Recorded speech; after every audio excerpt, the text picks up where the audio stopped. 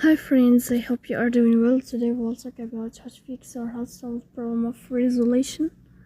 On the application of Gmail, we click on settings.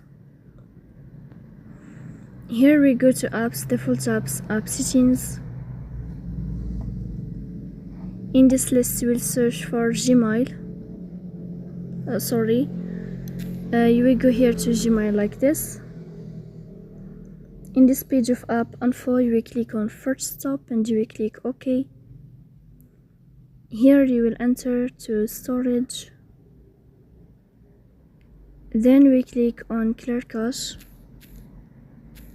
In the end, you will turn off your phone and you will wait a moment to restart your phone again to fix that problem. So please don't forget to support us by like and subscribe. See you next time and thank you for your watching and your attention.